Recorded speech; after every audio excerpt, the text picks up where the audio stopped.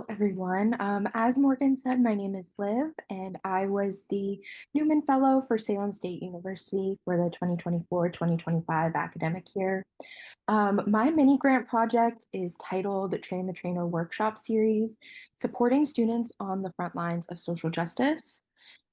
So, to share a little bit about myself, I just graduated from SSU with my bachelor's in psychology, and I will be returning in the fall to pursue my master's in education and higher ed and student affairs to continue to do this work. So, to better understand the impact of my project on my community, I wanted to share a little bit about Salem State. So, we are located in Salem, Massachusetts, which is just north of Boston. And we are the first four-year public institution in Massachusetts to be named a Hispanic and minority serving institution. And for anyone who doesn't know, to receive that designation, 25% of your student body must identify as either Hispanic or of minority status. And we were largely able to accomplish this because due to our strategic location, we serve 11 of 28, or I'm sorry, 11 of 26 gateway cities in Massachusetts, not including ourselves. And gateway cities in Massachusetts are defined by how they anchor local economies, as well as the fact that they are major entry points for immigrants and their families. And so, as one may imagine, especially post-election, it was a really difficult time for the Salem community as well as the Salem State community.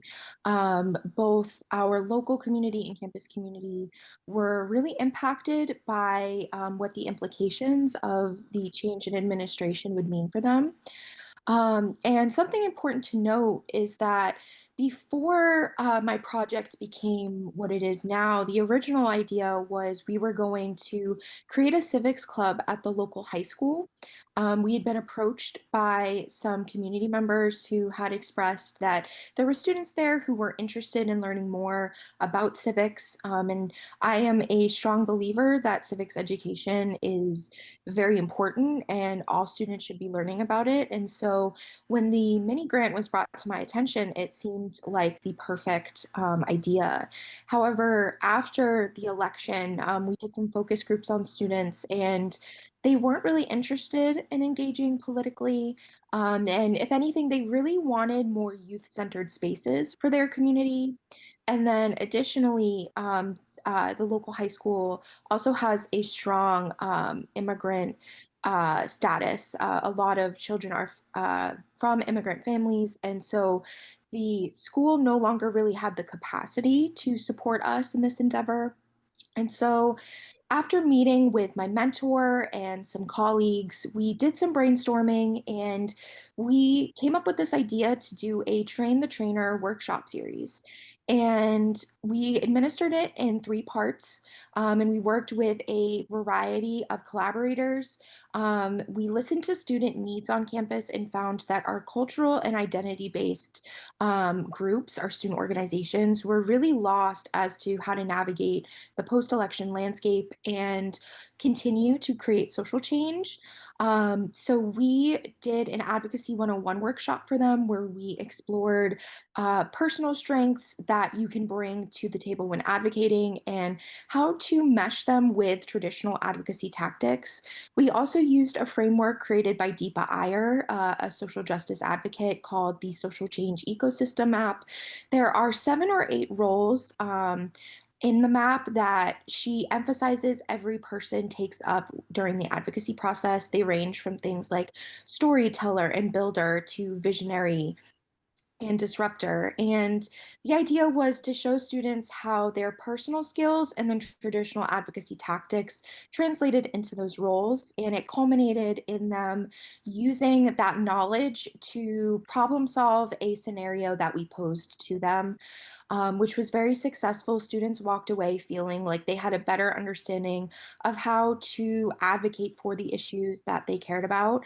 We really tried to emphasize that it is small incremental change that leads to the bigger change we wish to see.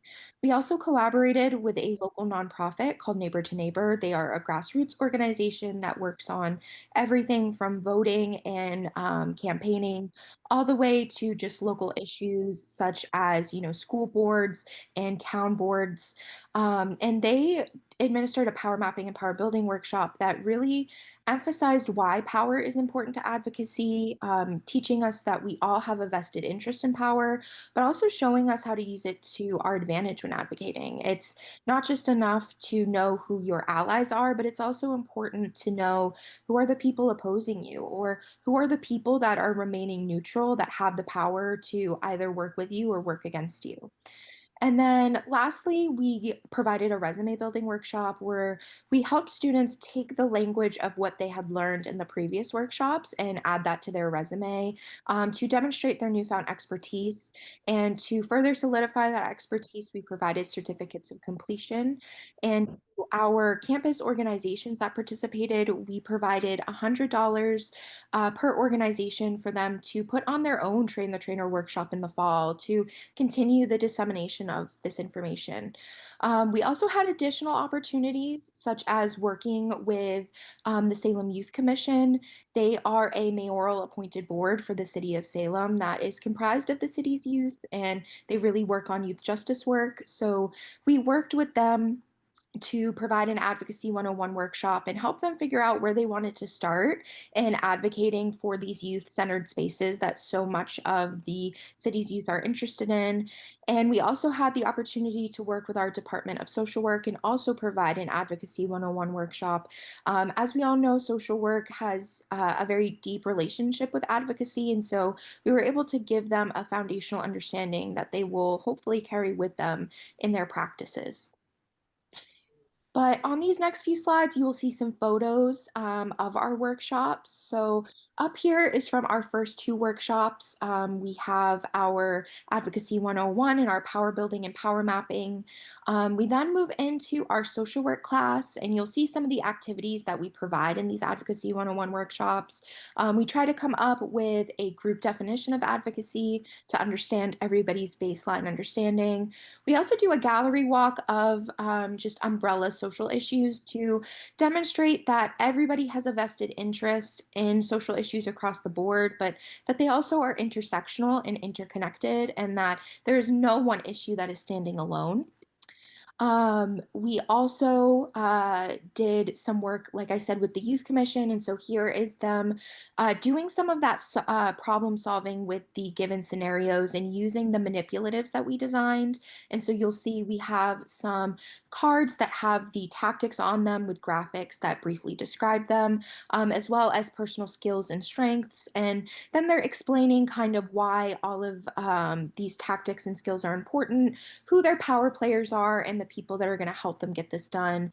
And then, of course, delving into their role in the social eco change map.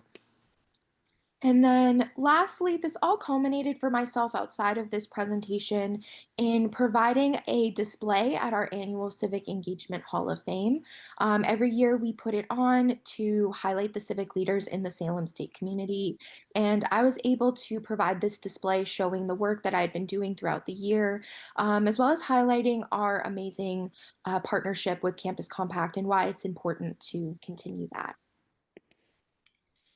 But that concludes my presentation, and thank you all so much for participating.